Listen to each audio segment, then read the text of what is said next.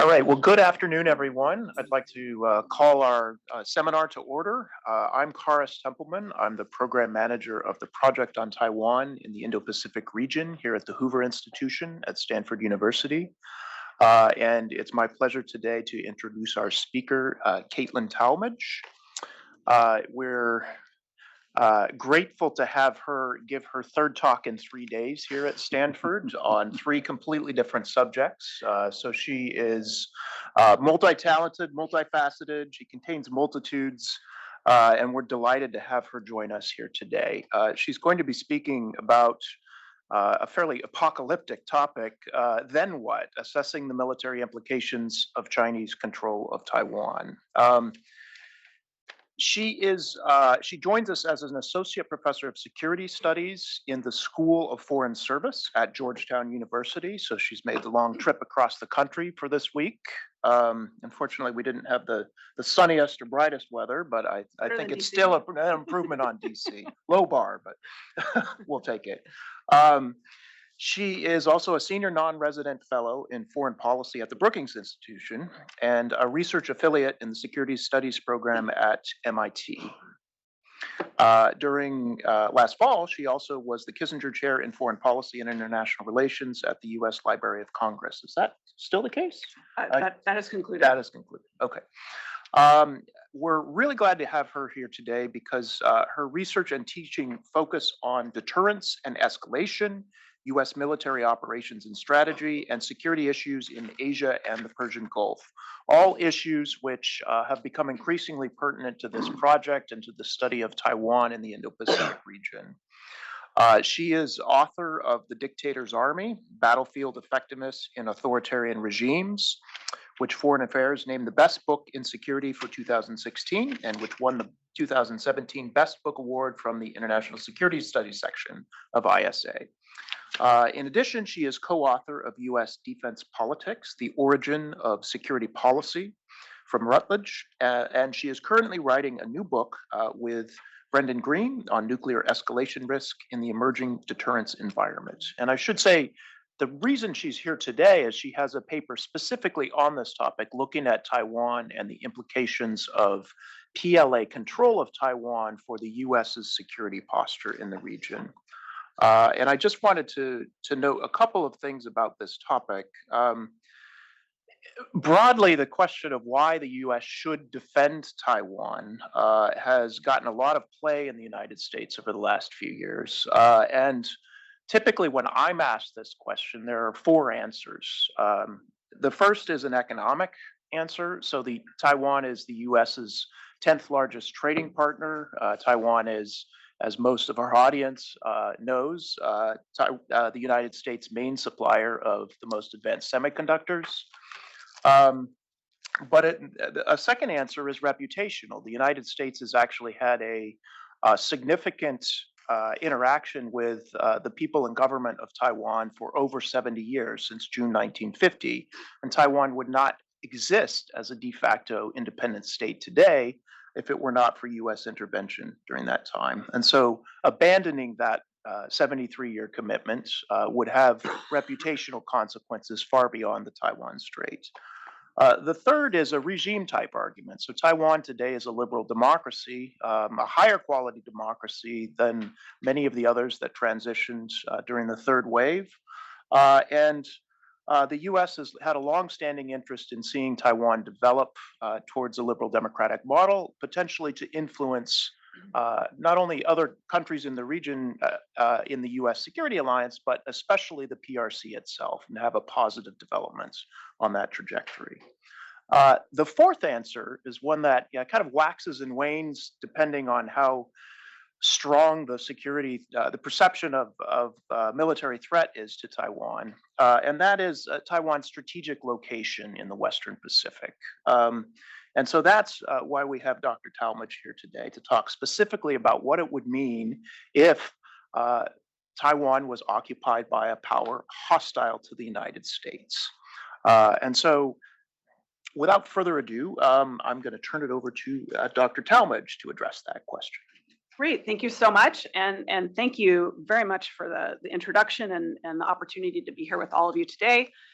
Certainly an honor and a pleasure to talk about some of my recent research with my colleague, Dr. Brennan Rittenhouse-Green, looking at the military implications of potential Chinese control of Taiwan. I think, as most of us know, unless you've been living under a rock for the last couple of years, Taiwan has certainly acquired increased political salience, and the question of what U.S. policy toward Taiwan should be has come into the mainstream of political debate in a way that it hasn't for many years prior to that. But as Karis mentioned, this debate in many ways has not looked at the question of the military implications of Chinese control of Taiwan. Most of the mainstream discussion about the U.S. relationship with the island revolves around questions of Taiwan's political importance for some of the reasons that were just outlined, Chinese nationalists rather than strategic motives, potentially for attempting reunifications, and questions of U.S. alliance credibility that might be invoked in the event of a threat to Taiwanese independence. And so there's relatively little discussion of kind of the geostrategic importance. Where the geostrategic importance of Taiwan is mentioned, it's sometimes actually dismissed. So if you're familiar with any of the debates over whether the United States should end its commitment to Taiwan as part of a grand bargain with China in the region, those analyses tend to be relatively dismissive of how control of the island itself might influence the future balance of military power between the United States and China. There are other analysts who do assert that Taiwan has military value in passing, but it is just that. It's in passing. It's often referenced as a Chinese perception. It's not an assumption that's actually interrogated. So we often hear references to MacArthur's famous description of the island as an unsinkable aircraft carrier and submarine tender, and then the analysis kind of moves on without much discussion of what would it actually mean if China were to gain control of Taiwan. And intuitively, there's some reasons to think that it might potentially be important. I'll discuss today kind of the way that we look at this question of Taiwan's potential military importance, our approach to answering that question, and the argument that we make about why Chinese control of Taiwan could impact the future U.S.-China military balance. And our analysis is really based on a set of assumptions about military capabilities that China might be able to base on the island if it were to control it, particularly submarines and underwater sensors. And I'll talk about what it would mean if China were to base those assets on the island, what the implications for post-reunification military power balance between the two countries might be, and then try to draw out some of the implications for grand strategy and for policy. So just to drill down a little bit, the question that we're looking at in this study is how would Chinese control of Taiwan affect the US-China military balance? And specifically, how would Chinese control of the island potentially affect China's ability to conduct military missions that could be relevant to US-China competition and conflict post-reunification? So how does Chinese control of the island influence post-reunification military balance of power, and specifically the performance of key military missions that could be relevant to continued competition and conflict? Now, of course, if you think that there's not going to be any further competition and conflict involving China and the United States post-reunification, then our analysis is irrelevant. Enjoy your sandwich. You can go home. And that's possible. All kinds of things are possible in the future. China could be quiescent after the acquisition of Taiwan. We're not taking a position on that in this research. We're just exploring what happens if that's not the case and there's continued competition. Then what does control of this island mean? And intuitively, there's some reasons to think that the island does have geostrategic importance. As they say in real estate, location, location, location. If you look at a map of where Taiwan is, it's smack in the middle of the first island chain. It sits astride the major exits from China's coastal seas out into the Philippine Sea and therefore the rest of the Pacific. And so there's some good intuitive reasons to think that control of Taiwan could potentially be militarily important to whoever actually does gain control of it. And the question is kind of how to pin this down. And so in our analysis, we focus specifically on the question of how control of Taiwan and the potential basing of Chinese military assets on Taiwan would affect China's ability to engage in the surface denial mission that is the mission of going after US surface forces in the Philippine Sea post-reunification. We think that's an important mission for a bunch of reasons, not least of which is that it's relevant, or it would be relevant, to credibly defending remaining US allies in the region, even if Taiwan were to change hands. And so there's some reasons to ask, what is life going to be like for the surface Navy in the Philippine Sea post-reunification? And in particular, what does control of Taiwan mean for Chinese submarine warfare capabilities and Chinese ocean surveillance capabilities that could be based on Taiwan? So what does it mean if China gets access to Taiwan's eastern deepwater ports on the eastern side of the island that give it direct access to the Philippine Sea? What happens if it can base submarines there? What happens if it can base sensors there that give it a window into US surface forces operating in the Philippine Sea? So that's the mission we focus on. Those are the assets we focus on. And we want to understand what happens if China essentially has its current force structure and technology and gains control of Taiwan. Now, in reality, there's lots of debate over, of course, whether China ever would gain control of Taiwan, and even if it did, when that would happen, what the state of Chinese forces would be at that time. But for purposes of our analysis, we're kind of setting those questions aside about other potential changes that China could make in its force structure and technology, and we're kind of conducting a thought experiment. We're basically saying, let's pretend that tomorrow, China instantaneously gains control of this real estate. What can China do with that island just using its current force structure and technology and not building in a bunch of other assumptions about other leaps that China might make? Now, we loosen that assumption a little bit in some other places in the analysis. I'll show you where that is, but we're trying to isolate the effect of control of the real estate. And so we hold those other things constant. The other thing is that we try to set aside the important question of how the reunification process itself might affect the military balance. And if you're familiar with debates in this area, you know that there are a lot of different scenarios for how China might gain control of Taiwan. And some of them could be very, very damaging to other aspects of China's military capabilities.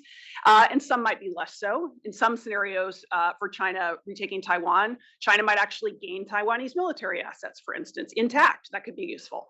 So there's another variable here that is important. We set that aside again to just focus on the impact of control of the territory. But of course, in the real world, we know that this would also play into the resulting post-war military balance. So given that approach, the argument that we make in this study, the main finding that comes out of the analysis I'll show you in just a moment, is that Chinese control of Taiwan would affect the military balance. It would enable China to improve its undersea warfare capabilities and its ocean surveillance capabilities in ways that would significantly strengthen its ability to combat US surface forces operating in the Philippine Sea. So control of Taiwan, just with China's existing military assets, would improve its ability to conduct the surface denial mission in the Philippine Sea. And we expand our analysis a little bit and loosen that assumption about kind of looking only at Chinese current capabilities in the short term by conducting some additional analysis that demonstrates that if over the longer term, and for some reasons I'll explain as we go along, China developed a large fleet of truly quiet submarines, which it does not have today, basing them on Taiwan would enable China to threaten the sea lanes of communication, the SLOCs, and to strengthen its sea-based nuclear deterrent in ways it is unlikely to otherwise be able to do. In other words, our argument is in the short term, control of Taiwan will have some important implications for the military balance. Over the longer term, if China also improves some of its capabilities, there's likely to be an even more significant impact on the military balance if it also controls this real estate. And I'll explain why that is as we go along.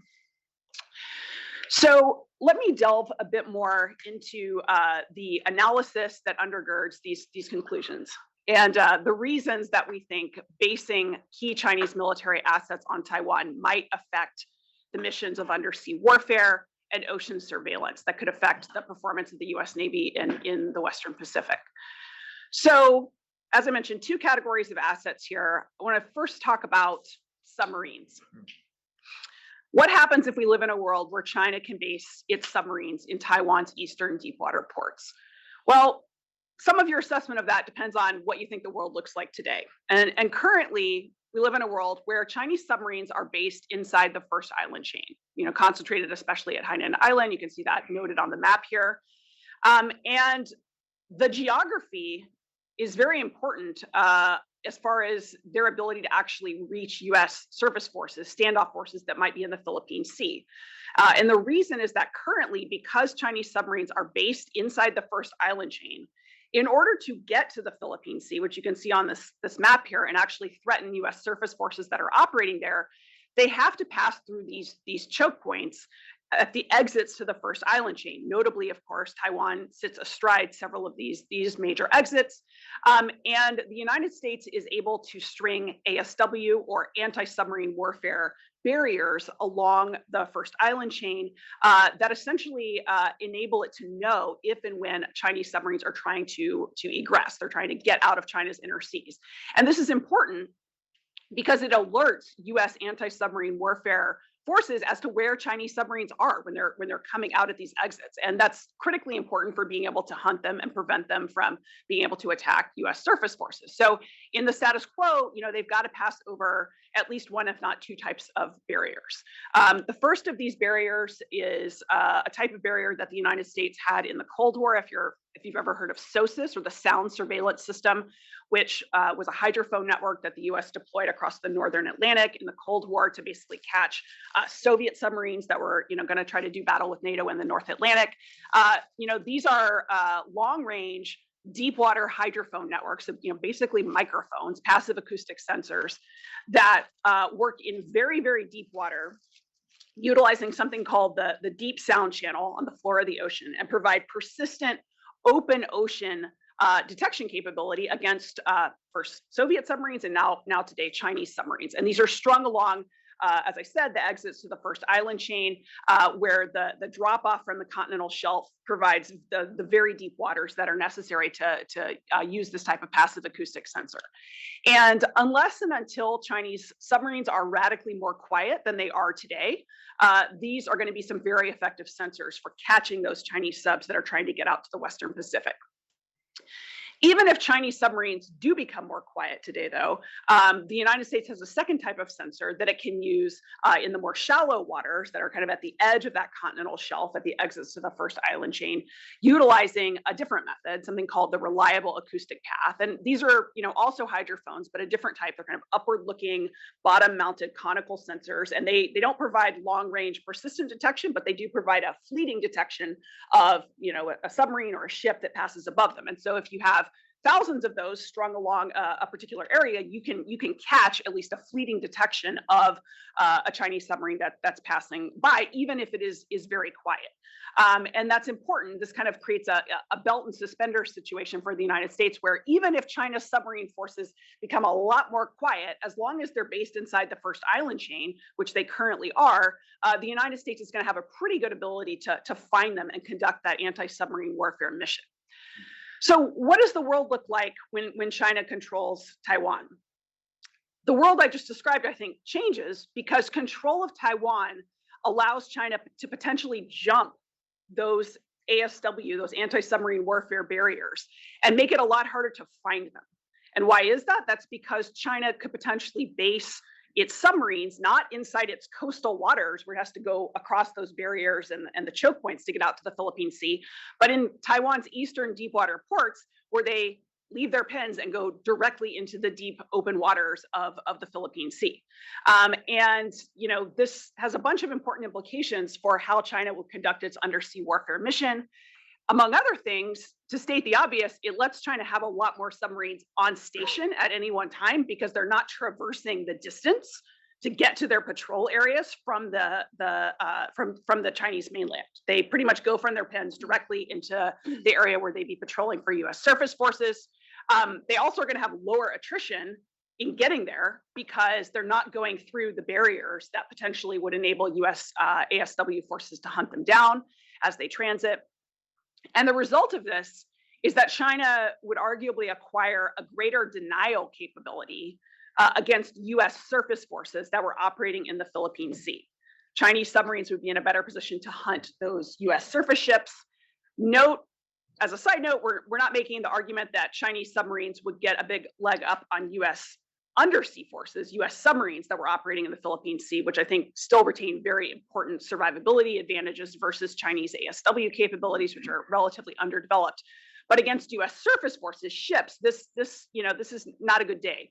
And in the longer term, were China to develop significantly quieter submarines, this could also have implications for China's sea-based nuclear deterrent.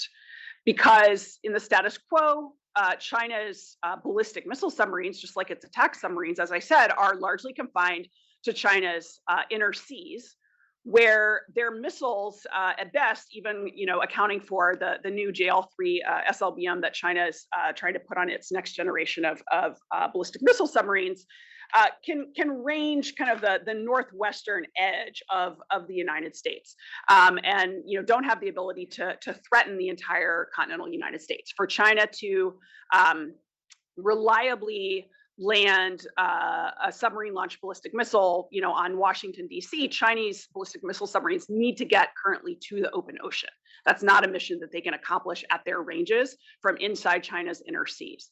And so in a world where China is able to base its ballistic missile submarines in Taiwan's eastern deep water ports, and they become more quiet and more survivable, which they're not right now. But they could get there. China is working on its sea-based nuclear deterrent. That creates a world in which China has a more survivable sea-based nuclear deterrent, because it's not having to pass over even those reliable acoustic path barriers that could detect a more quiet Chinese ballistic missile submarine force. So that has some real implications for China's potential nuclear deterrent. We could talk more about those in Q&A if you want. It also has the potential to create a world where Chinese attack submarines that are nuclear submarines can more effectively target the sea lanes of communication at very long distances. And again, this has important implications for remaining U.S. friends and allies in the region who rely on the shipping lanes that go to Northeast Asia, and probably do not want to live in a world where Chinese nuclear submarines are able to essentially run for an infinite amount of time interdicting the sea lanes. And so if they get quiet and they're based on Taiwan, that's not a great thing. So what's the bottom line here? The bottom line, if you don't want to hear any more about hydrophones, is we live in a world currently where Chinese submarines are trapped inside the first island chain. If China controls Taiwan, those submarines can escape, and that affects what they can do in the Philippine Sea. So that's the first piece of analysis that we look at, Chinese submarines. I mentioned that there was another important military asset that China might be able to base on Taiwan that we think could be militarily significant. And these are underwater sensor barriers. So I mentioned a moment ago that the United States utilizes passive acoustic sensors that take advantage of this thing called the deep sound channel. And the US uses those to hear noisy Chinese submarines in the deep waters of the Western Pacific. China can use these sensors too. They're not super high tech or anything. It doesn't currently have access to deep water in order to utilize the deep sound channel and utilize these sensors. Taiwan, as you can tell from this map that gives you some sense of the bathymetry in the region and the water depths, gives China access to those deep waters. And China, in fact, with control of Taiwan, could develop its own passive acoustic sensor arrays and deploy them off Taiwan, using them to listen to not US submarines in the Western Pacific, because again, US submarines are way too quiet to be heard by these, but noisy US surface forces at very, very long distances operating in the Western Pacific. Why is this important? Because turns out Pacific's very big. Hard to find U.S. surface forces in the giant Pacific, and if you can find a reliable way to precisely locate them, that's very, very useful information for cueing satellites that can then cue Chinese anti-ship missiles to go after U.S. surface forces. We hear a lot, for instance, about these Chinese missiles, China's carrier killer missiles, DF-21, possibly the DF-26. Those missiles are great, but they have to know where to go. And the ability to deploy passive acoustic sensor arrays that can hear U.S. surface forces at very long distances is a potential cueing mechanism for that kill chain. We often, as I already mentioned, think of these passive acoustic arrays as being useful only for hearing submarines. But if we actually look back at their development in the Cold War, there's lots of evidence that they can hear surface forces. In fact, one of the main tasks of using them effectively in the Cold War to hear submarines was isolating out all of the noise from surface ships that was also picked up by them. So, that is what these things do. They can hear surface ships pretty easily. And this would be an important advantage for China because it can string these passive acoustic arrays off Taiwan. And you might say, well, can't the U.S. just go and do some cable cutting? Can't we cut their arrays? Can't we cut the fiber optic cables that go ashore for data processing? And that's harder when your enemy controls the land where they're going to shore and the water's immediately surrounding them. So, China can also have air defenses on Taiwan. It can mine the areas around the hydrophone cables. So, this is a sensor that I think is potentially pretty survivable, and in many ways more survivable and more reliable than some of the other sensors that China would otherwise, in the status quo, be relying on to feed targeting information into its kill chain against U.S. surface forces. So if you think about what the other sensors are that China might use to perform this mission, it has over-the-horizon radars that are located on the mainland. And yeah, those can potentially find U.S. surface forces at really long distances. They're also vulnerable to jamming. And in a big war, I think they're also pretty vulnerable to kinetic attack because they're big, fixed, emitting targets that are going to be going after U.S. carriers, and those seem like the kind of thing that in a serious war of the type we're talking about here will not be long for this world. And so, OTH radars, they have them. I don't know how survivable they're going to be in a war compared to these hydrophone arrays. China does have SIGINT satellites that could be used in the status quo to find U.S. surface forces, but there's some reason to question their effectiveness. The U.S. Navy could engage in in mission control procedures that essentially make those SIGINT satellites much less effective. And again, we have a lot of evidence from the Cold War that this is something that the Navy can do very effectively to hide from that type of sensor. China has imaging satellites, but there aren't that many of them, and they're very inefficient random searchers when you're talking about the entire Pacific and trying to find carriers seem big, but not that big when you're talking about the entire Pacific. And China, of course, can have other sensors on aircraft and ships, but they're limited in range, and again, the platforms are not super survivable in the sort of wartime scenario that would make this relevant. And so my point in mentioning all these other sensors is to acknowledge, yes, China does have other ways of finding U.S. surface forces, and that's true whether it controls Taiwan or not. But control of Taiwan and the deployment of these passive acoustic sensor arrays gives China a means of finding U.S. surface forces that we would argue is more survivable and more reliable than the means that it has in the status quo. And that's an important difference. And so, it puts the United States in a world where, in order to interrupt that kill chain that's feeding information from the hydrophone sensors to the satellites to the missile launch units, in a position where the United States has to do something else to interrupt that kill chain. So, is it going to engage in anti-satellite attacks against the satellites? Then, if it can't interrupt the sensor networks that are feeding that information to the satellites? Maybe that isn't a decision I'd really want to have to make as president. That sounds like a bad day, having to escalate to anti-satellite warfare. The U.S. could also do things like operate outside the range of the hydrophones. If we've done some notional efforts to kind of model what a potential hydrophone array off of Taiwan could cover, and there are some bands kind of at the edges of the Philippine Sea where you might be able to operate U.S. surface forces outside the range of Chinese hydrophones. But of course, China could do math too. I mean, they're going to know where those things are, and so that isn't a great option either. So this puts the U.S. I think in a more difficult situation than it's in the status quo. So what's the bottom line here? Again, the bottom line is the United States today has, we think, still a reasonably good chance of maintaining surface control in the Philippine Sea. And a world where China controls Taiwan is one in which China is better equipped to conduct this surface denial mission. And that has some real implications potentially for U.S. policy and strategy in the region. So let me wrap up having outlined the gist of our analysis on the submarines piece and the underwater sensors piece. What the big picture is here. What are some of the takeaways for grand strategy and for policy? So I want to begin by coming back to some of the themes that Karis raised in the introduction, which is that ultimately U.S. policy toward Taiwan is a political question.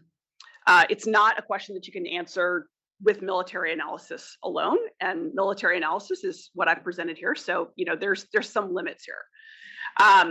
However, we do think that understanding Taiwan's military value is an input to political decision making, and in particular, we think that you can't come away from this analysis, by itself with a firm answer on U.S. policy toward Taiwan should be X or Y. There's other inputs to that, but understanding Taiwan's military value, we think, does point to some of the costs and problems that are associated with all of the U.S. grand strategic options that are being debated with regard to Taiwan. And I'll just give you a couple of examples of what I mean before I close up here. For those who advocate keeping the U.S. commitment to Taiwan, our analysis, if it's correct about the military value of the island, suggests just how intense and costly it might actually be to keep that commitment from a military perspective. And that's because we think one implication of our analysis is that China has important geostrategic motives for controlling the island beyond just kind of the nationalist and political ones that are often mentioned. And again, if we're right, that suggests that the stakes are going to be viewed as perhaps even higher than often recognized for Beijing. And if we want to keep the commitment, that's going to be a costly and intense proposition. So that's something we should know with our eyes wide open. There are some who advocate a different course of action, ending the U.S. commitment to Taiwan while keeping other relationships, our existing alliances in the region. And our analysis, I think, points to important trade-offs that would come with this policy option too, that it's hard to just cut Taiwan loose and conduct the rest of your business as usual in the region, because Chinese control of Taiwan affects your ability to do that other business in the region. It suggests that there will be higher military costs to maintaining a credible defense commitment to states like Korea and like Japan. And again, you might want to keep those commitments, but policymakers would need to be prepared to make other operational and diplomatic and posture adjustments to account for the fact that we'd be living in a world where China would have an improved ability to conduct that surface denial mission that our allies generally expect us to be able to perform. Finally, for those who would kind of like to wash their hands of the region and end all regional alliance commitments, not only kind of cutting Taiwan loose, but pulling back from the relationships with Japan and Korea and other states in the region, I would just note that if the analysis that we've put forward here about the military value of the island is correct, it suggests that if China were to try to retake the island, there are probably other states in the region, most notably Japan, that could become militarily involved in an effort to stop that, which means that a war over Taiwan, even in a world where the US has exited the region, can still become a major power war, a war that involves Japan and China and Taiwan and who knows who else.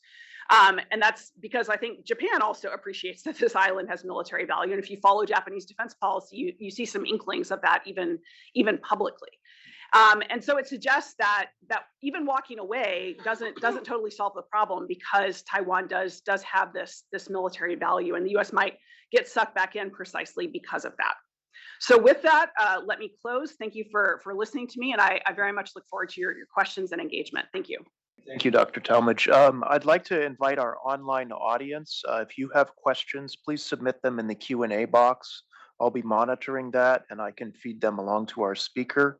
I want to take chair's prerogative and ask the first question here, and that is basically, to what extent is Taiwan as a geographic entity unique in this picture? So as everybody knows, the PLA is interested in building out artificial islands in the South China Sea. There's conversations about a potential PLA access to the Solomon Islands or to Cambodia. To what extent is Taiwan just completely unique, or are there other kind of substitutes that could serve largely the same function for the PLA? Great question. So we thought about this a bit at the beginning of this project, kind of wondering, should we just look at Taiwan? Should we look at some of China's activities in the South China Sea in particular? We do think that, again, location. China really could derive some unique benefits from control of Taiwan because of its location at the center of the first island chain, because it's on the edge of the continental shelf that changes the availability of deep water. And because on the other side of it is the Philippine Sea and open access to those waters, which happen to be the waters that are also most relevant for some of the alliance commitments that the United States has elsewhere in the region. And so we do think that there's something special about Taiwan. With that being said, I think there's a number of points in our analysis that point to how constrained China actually is by its geography. That having to base military forces inside the first island chain, is a challenge that I think is often it's staring us right in the face, but we often don't think about it. And I do think that some of its other activities, like in the South China Sea, while perhaps not as significant from the perspective of U.S. military power, perhaps do have implications for balances of power vis-a-vis China's regional neighbors.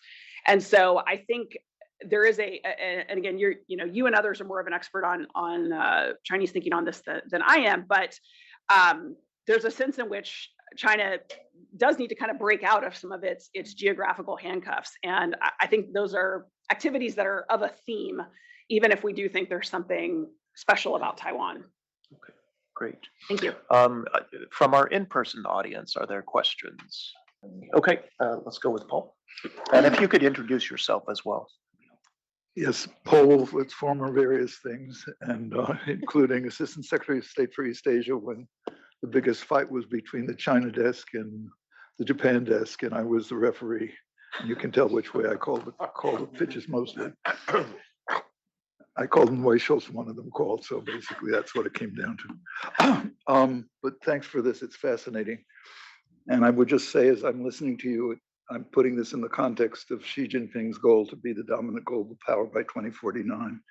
And this certainly plays into that the domination of the Western Pacific and beyond plays into that dramatically. But to come much more immediately to the potential of a war over Taiwan anytime soon, I'm become very much of the opinion that it's going to be hard to keep it a short war. And I go to Reagan's, paraphrasing what Reagan said about nuclear war, to say a war over Taiwan cannot be won, must not be fought. And that's the lesson we should send to Beijing. Reagan didn't mean that we should therefore abandon Berlin. He meant we should reinforce deterrence. And in that connection, I'm sorry, this is a long lead up to a military question, which is, I'm wondering if you can say anything about how all of this would affect the military balance in the Northern Indian Ocean, because it was very striking when was it, I guess, the Clinton State Department announced the pivot to Asia, which never seemed to amount to very much except for TPP, which unfortunately died in Congress. The PRC at the same time announced its own new strategy of March West. In other words, if you Americans are going to pivot away from Iraq and now Afghanistan, we're going to move in behind you because that's the way to secure our energy resources. So I'm wondering, how much do you think the control over Taiwan would change the balance far southwest of there? It's maybe too big a question, and I know you weren't studying that, but so speculation is welcome. That's our business, right? So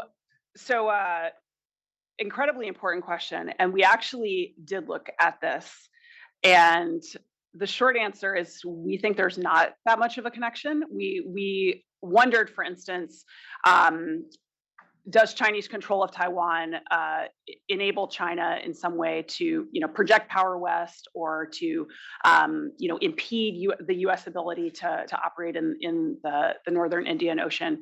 And in looking at that, I mean, our sense is that the United States still has some really important advantages operating there that would not be undone by Chinese control of Taiwan. And I guess I'm thinking specifically about the U.S. ability to potentially block Chinese oil coming through the Straits of Malacca, which is something that obviously is of great concern to China, and I think is underlying the moves you just mentioned Beijing making. The thing that I think would really affect that is just China having more ability to project power in general, like having a true blue water navy that can project power over really long distances, having perhaps greater ASW capabilities so that it can counter a U.S. undersea campaign to keep it out of the Straits of Malacca. And I think that those capabilities are largely independent of potential Chinese control of Taiwan. The one way that I think it could matter is we could imagine, and again, you invited speculation, so I'm going to do it. I mean, I can imagine a world, dismissing everything you just said about how this Taiwan war could actually be a long and protracted war, which I actually agree with. I think that there's a bunch of reasons to be very uncertain about how it would go, and I think that's something we should be communicating not only to Beijing but also to Taipei.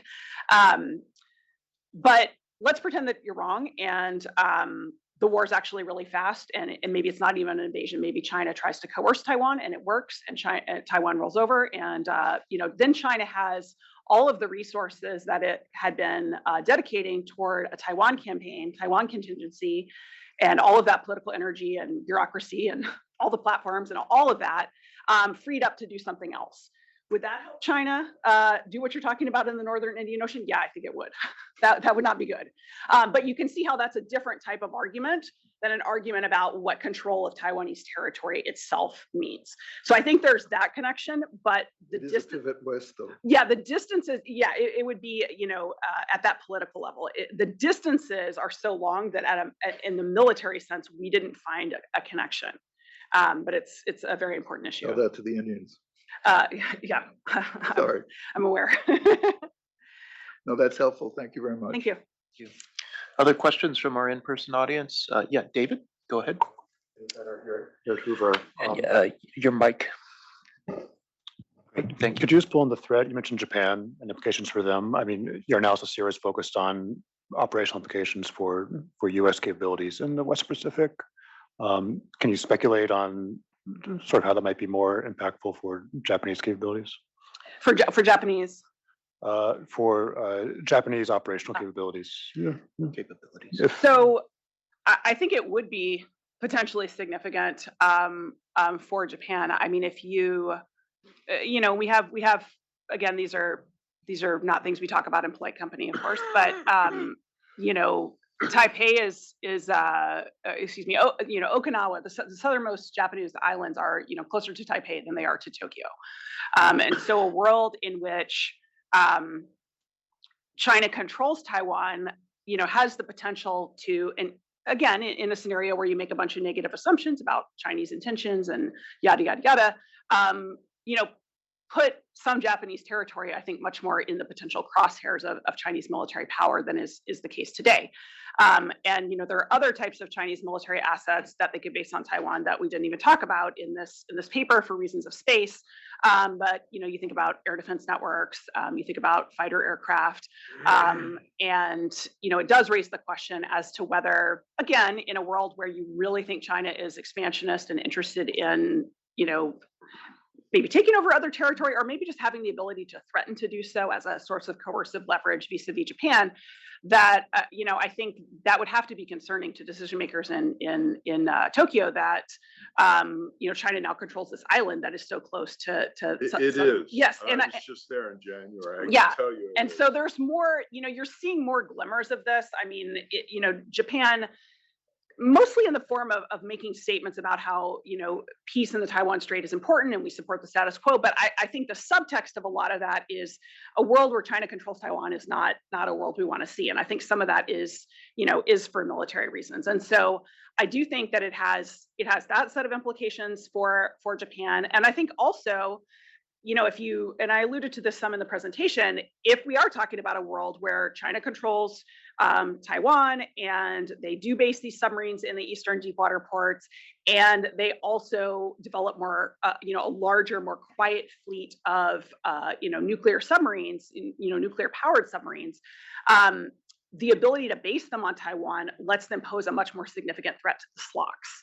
And that's also something that's, a real concern for Japan, not only economically, but again, the concern isn't always China's going to actually use X, Y, or Z. It's having these capabilities gives China coercive leverage to get other things that it might want from Japan. And so I think, per Dr. Diamond's points, I mean, I think this is something that they're concerned about, and I understand why.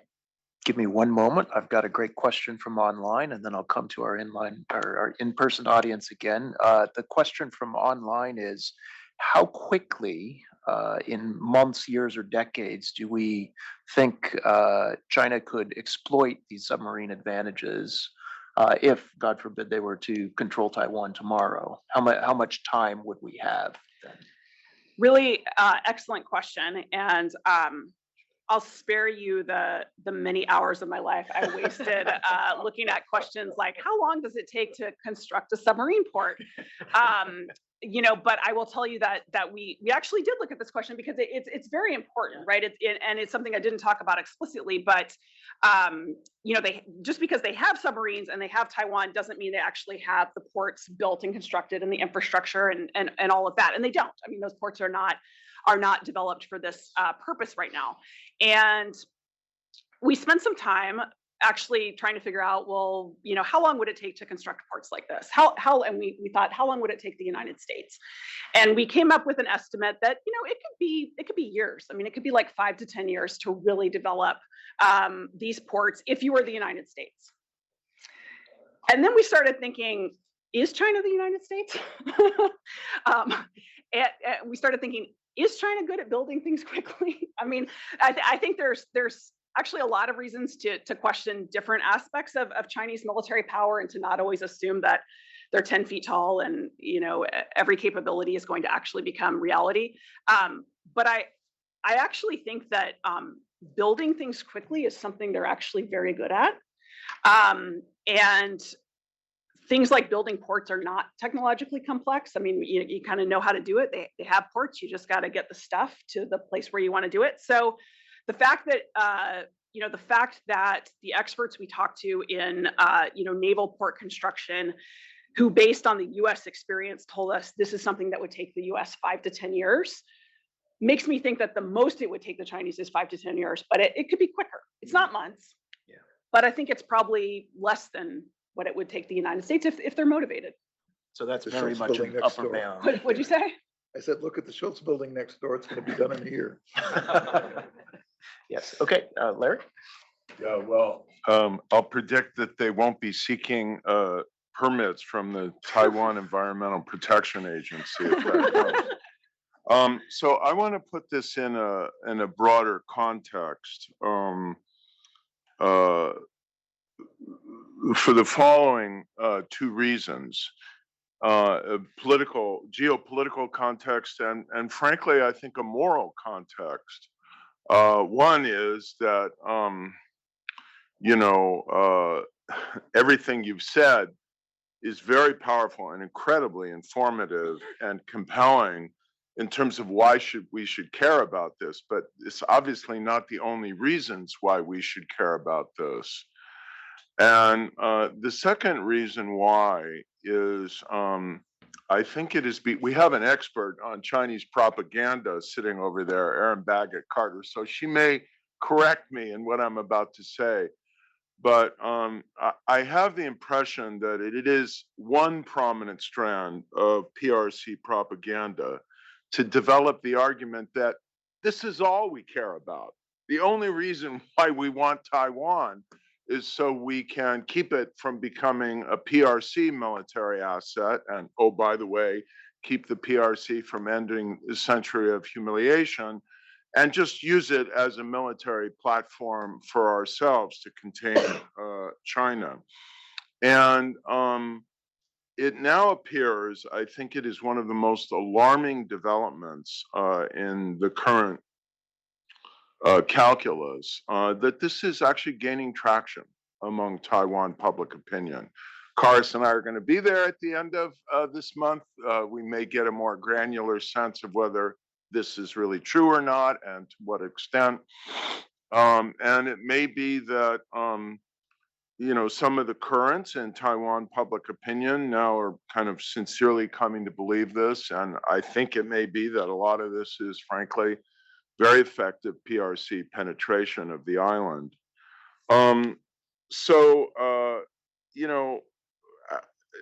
Two questions. Number one, how can we graft on a kind of second layer of argument and appeal to Congress, the American public, and so on, that widens the arc to the other things that are important here, which is that one of the most liberal democracies in Asia not be wiped off the map as an autonomous and self-governing democracy, and that our commitments to other democracies in the region, beginning with Japan, remain credible. And then the other question is, I realize maybe it's kind of stretching a little bit beyond the work you're doing now, but what do you think China wants? What's its grand global aim? You said coercive leverage to get other things they want. Ultimately, what are those other things? Well, thanks for those softballs.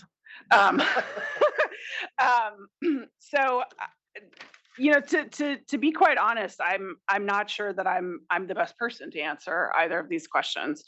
But that's not going to stop me from talking a little bit more. So, I mean, I think that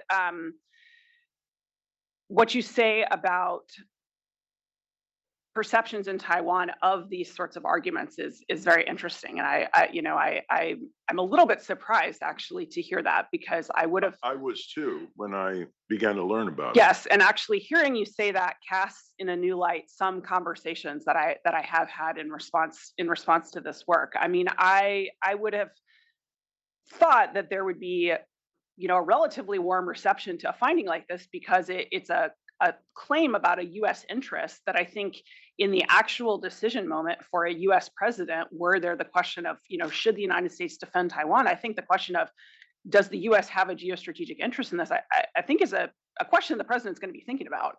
And so, having an analysis that suggests actually, yeah, there are just cold, hard geopolitical interests here, you would think that would be a piece of the conversation that would be welcome. And yet I'm not totally sure that that's been the case. And it's interesting to hear from you how that might be received.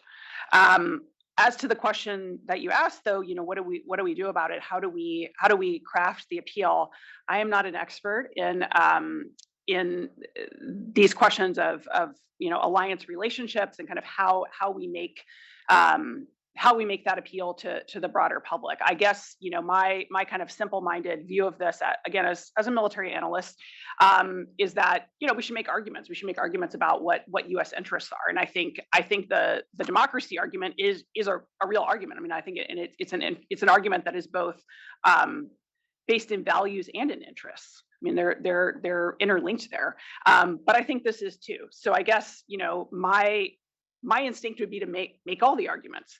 But I may be wrong about that. I may be wrong about that because I'm not an expert on U.S. public opinion, and I'm not an expert on I agree with you. Taiwanese opinion either. But that's really fascinating that you report that back. As for what China wants, I am not an expert on that either. And we have some people in the room who I think know more about it than me. I will just note, though, with kind of my political science hat on, that we often don't know what long-term intentions are of a country, because there's just all kinds of things that can change in the future. Leaders change, regimes change, strategic intentions and realities change, alliances change. One of the reasons to focus on capabilities is because they are more trackable and predictable, I think, in some ways, than intentions. It doesn't mean they're more important, and we should never we should never conflate capabilities and intentions. But I guess our thinking in this project is, let's imagine a world where Chinese intentions did involve, greater domination of the region, involved trying to kick the United States out of the region, sever U.S. alliance commitments to the region. Would control of Taiwan affect the Chinese ability to attain those goals? But that doesn't mean that China will go after those goals. I don't know if that's the case, and I don't think China can know that. Like, nobody knows the future, and we don't take a position on that because that's not our expertise. Maybe others want to chime in on it. But it's an assumption that if you activate that assumption, this becomes consequential. So that's how we think about it. Great. Amy, go ahead. Yeah. So Amy Ziegert, Hoover Institution, FSI. It's good to see you. You too. Thank you. Great talk. So I want to just chime in on something that Larry said, and then I have two quick questions for you. Capabilities can drive intentions too. And so I think that's one big implication, Caitlin, of your work, which is the day after China controls Taiwan, are the intentions going to change about what China wants? And the answer is maybe, right? Mm-hmm. So two questions about the military analysis. The first is, Caitlin, if you were to imagine that you're sitting in Beijing and you're advising the Chinese government, and China has taken Taiwan, and now the question that the Chinese are asking is, what are we most worried about American countermeasures? Flipping the script, what would you, it's a way to get at what are our capabilities that we should be developing as countermeasures that would be most advantageous to the US? What would China worry about the most the day after taking Taiwan? That's question one. Question two, you said several times, if Chinese submarines get quiet, can you talk a little bit more about why they haven't gotten quiet? What's the barrier, given how much China has stolen intellectual property from the US and how much they've been able to advance in other areas? Why haven't they gotten quiet in this area yet, as a way to better understand what's the likelihood that they might? Fantastic questions, and really interesting point that you made at the front about capabilities actually being a variable that can drive intentions. So the question about what does China have to worry about in this situation, and what are kind of the operational implications for the U.S. So we've looked at this some, and when we brief this to kind of more operational audiences, Navy, Pentagon, we've talked about this a little bit more. So I'm glad you raised it. I think there are some things that the United States could invest in to try to counter some of these improvements. So one is to think about ways to mess with Chinese hydrophones. Think about cable cutting, which is not easy for the reasons that I mentioned, because these would be cables that the US would be trying to cut in defended areas. But maybe underwater vehicles can let you make progress on that. Maybe you decide it's a mission that you care a lot about in order to protect your surface forces. But interfering with those cables, either cutting them or finding the places ashore where the data is processed, and that's harder than it maybe sounds, because you don't need a big special building. It's not like it's just a nondescript building that can house the data processing that's coming in from these hydrophones. But the point is interrupting that sensor network, and there are some ways to do that. I hate to say this, but anti-satellite capabilities. I mean, am I going to say in public the U.S. should be working on doing that? No, I think your question was, what would China be worried about? So I'm going to say, yeah, I think China would be worried about that, because it does place pressure on the United States to interrupt the kill chain another way, and satellites would. Anti-satellite capabilities would be one of those ways, either kinetically or jamming. I think improving US ASW capabilities, so having way more attack submarines that could actually pick off these Chinese submarines that would now be based closer to in the Philippine Sea, that could potentially be important, and also for protecting US surface forces, and of course developing other long-range strike capabilities that are not necessarily surface-based would be another thing that would be important there. So having more attack subs that can launch Tomahawk missiles would probably be the sort of capability that you'd want, because your surface platform, the implication of the analysis is surface platforms are not going to be super survivable in this era. So as they say in The Little Mermaid, like under the sea, you know? So that's kind of those are the problems I'd want to make China, you know, worry about. The question of why does China not have quieter submarines is a real puzzler. I don't think we totally know the answer to that. You know, I think it is really technically hard. It's very hard to, you know, get to the level, for instance, that the United States has achieved. I mean, the United States, this is a project that it has been continuously innovating on for years and years. You know, we never stopped the rate. Century. Yeah, I mean, and we never stopped. When the Cold War ended, we just kept regenerating. We're several generations ahead of where we were, you know, when the Cold War ended, and we were doing pretty well then. So it's very technically hard. It's not as easy as like, I'm gonna, you know, get your USB drive and, you know, figure out how to solve all these, you know, the cavitation issues. So I think that's part of it. And there may be a bureaucratic component to that. I don't know. But we have wondered about this, and we don't really know the answer. You know, I am not sure. I will say that they are making incremental progress. Like they do keep developing new generations, and so it's not like they're not working the problem, but I think they're a long way from solving it. Great. Next, I have a question from our online audience. Donna Tenaue asks if you could comment on the significance of the Philippines, and in particular, the recent agreement to expand U.S. basing opportunity, or U.S. force posture in that country, and whether that affects this analysis at all. Excellent question, and it relates right back to what Dr. Ziegert was just asking about. So another way to try to think about countering Chinese control of Taiwan is to, you know, see if there are other places in the first island chain where the U.S. could have a more robust military presence.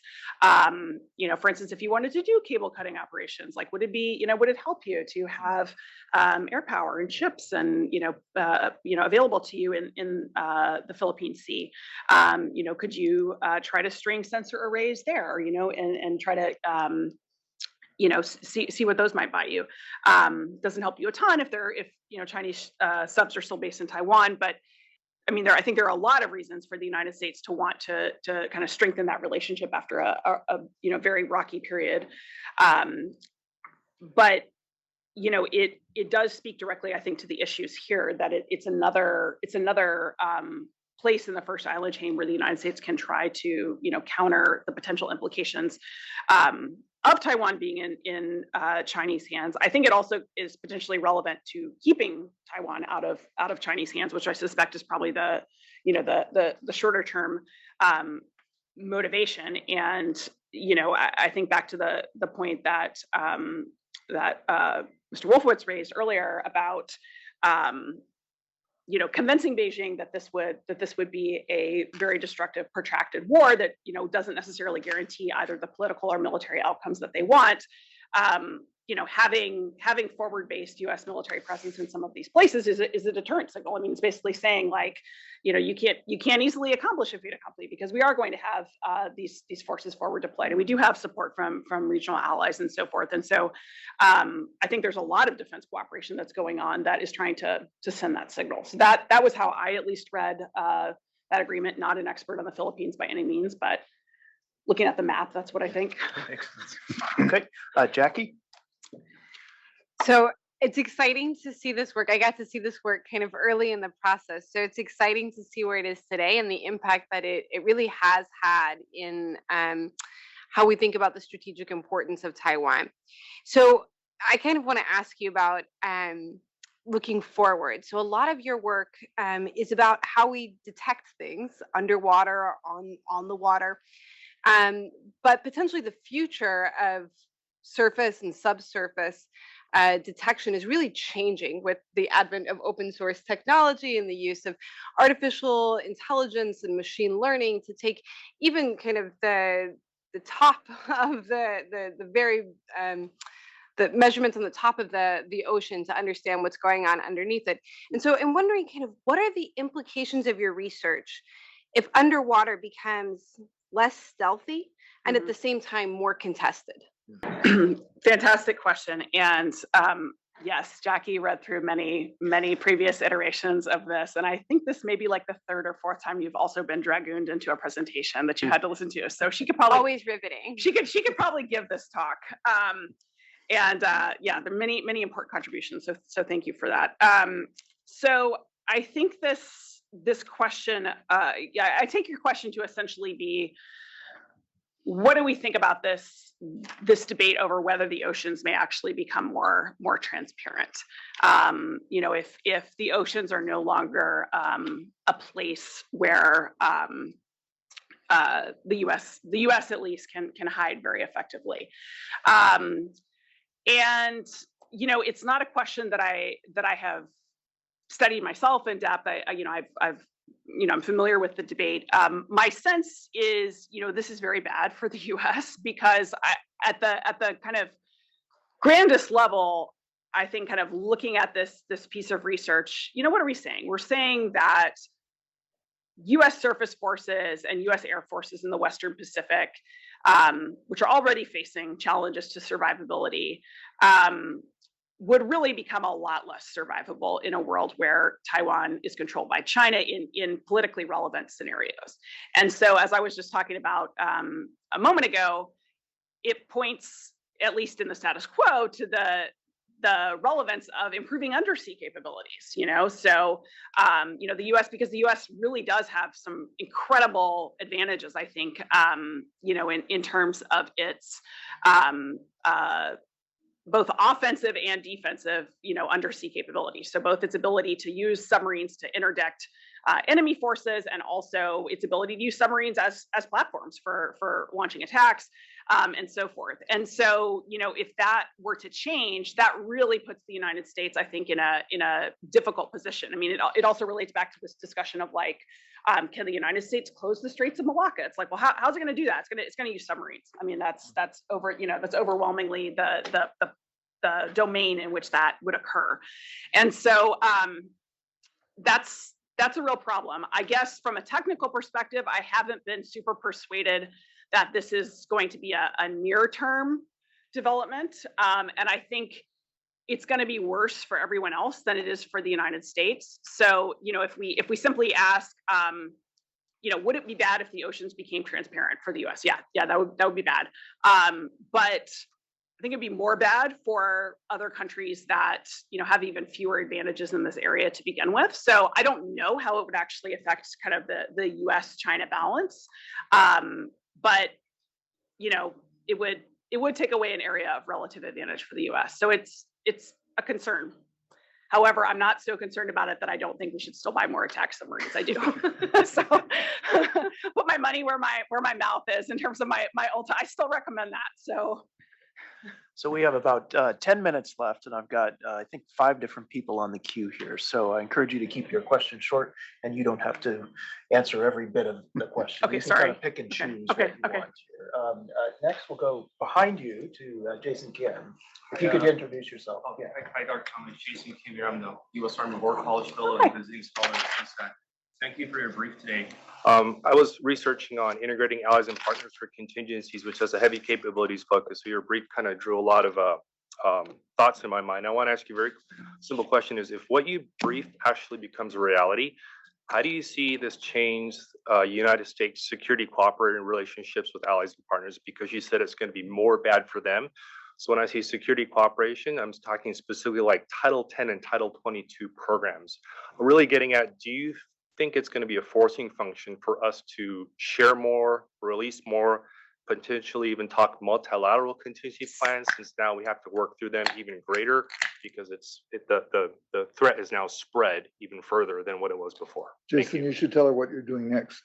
Oh, I will be assigned to AIT as the security cooperation chief. Wow. Okay. So on target. You to the. Well, since I was asked to be quick, and thank you for your question. I think the answer is yes. I mean, I think if we're talking about that scenario where the United States, China controls Taiwan, but the United States is trying to retain its residual commitments in the region, I think not only for military reasons, but I think for political reasons, there's going to be a big demand for the US to do more. And I think it would probably spur allies to do more too.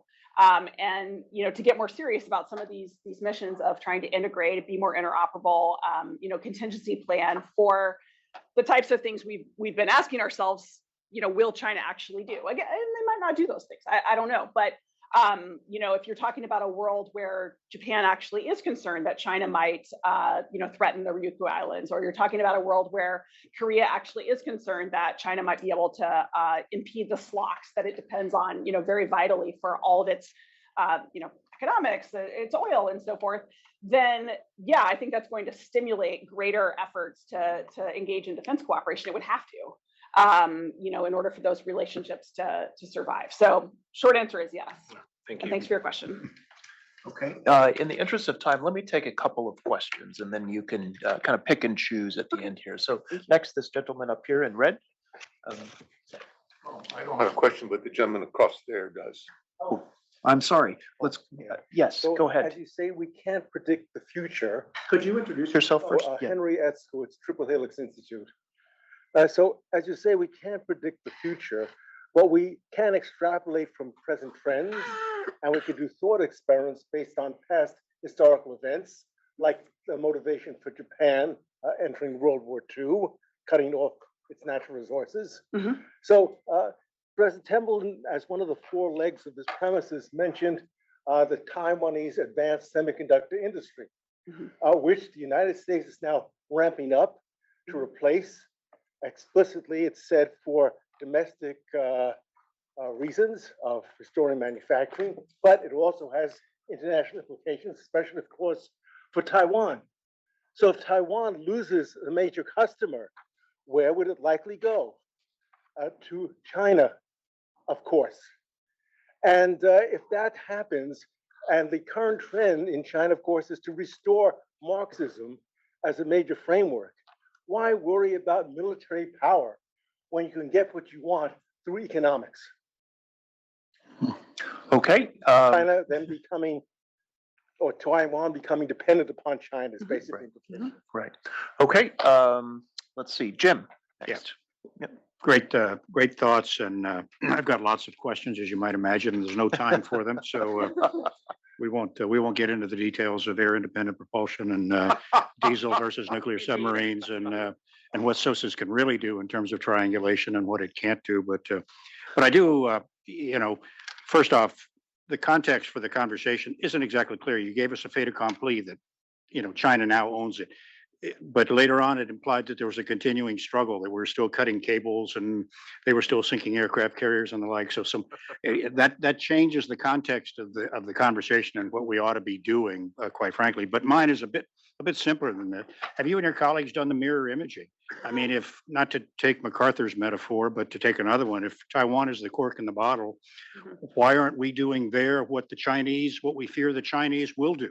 In other words, why aren't we building the SOSUS networks, putting in, accelerating their own indigenous submarine program and making sure it's as quiet and air independent propulsion as it needs to be? I mean, what are we missing here? And not only that, it then falls in the category of deterring the actions that predicated your whole analysis to some degree.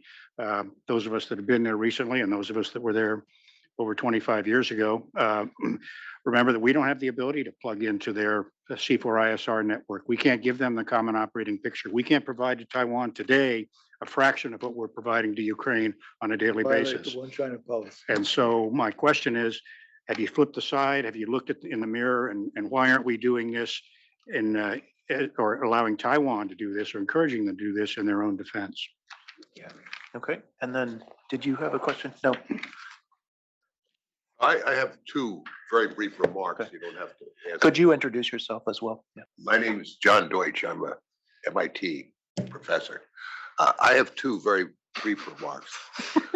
The first is why haven't the Chinese moved faster on developing their submarine abilities?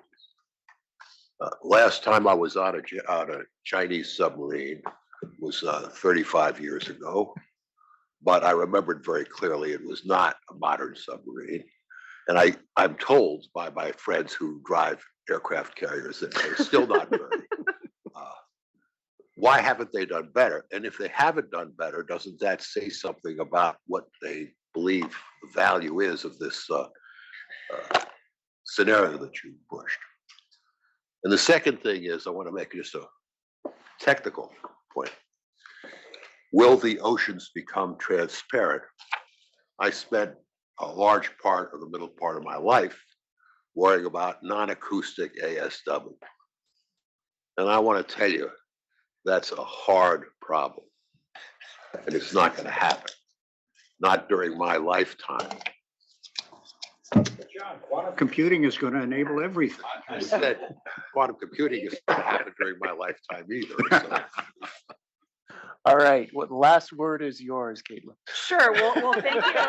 Thank you for the array of important comments.